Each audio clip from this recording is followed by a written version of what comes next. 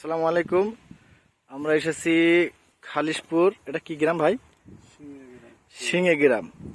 সিংহে গ্রামে এসেছি। আমাদের এই ফিরোজ ভাই আমাদের 3S এগ্রো সার্ভিসেস লিমিটেডের তাণ্ডব ভুট্টা লাগিয়েছে, সেই ভুঁই পরিদর্শনে এসেছি।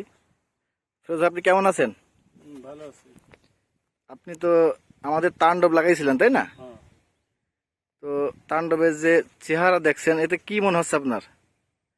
দেখে তো মনে হচ্ছে ভালোই, গাছের গুঁড়ো তো ভালো এবং হ্যাঁ, আপনার আছেন? ভালো আছে। তো আমরা বাইরের চাষির কাছে শুনবো যে যে ভুট্টা তারা দেখে কি মনে করছে, এরা কেমন হতে পারে। ভাইজান আপনি জান। সমস্যা নেই, বলেন। দেখে তো মনে হচ্ছে ভালো হচ্ছে, এখন ফলন নেই কেমন হবে তাই নিয়ে।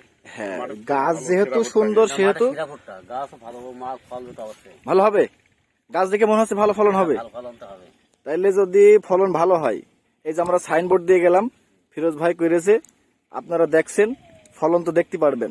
যদি ফলন ভালো হয়, তাহলে আগামীতে কি আমাদের এই তাণ্ডব ভুট্টা চাষ করা যাবে? আগামীতে এই ভুট্টা চলবে। এই মাঠে তো আরো অন্যান্য কোম্পানি অনেক ভুট্টা লাগিয়েছে, তার তুলনায় কি আমাদের তাণ্ডব কি এখন এই মানে এখন এই পর্যন্ত ভালো আছে?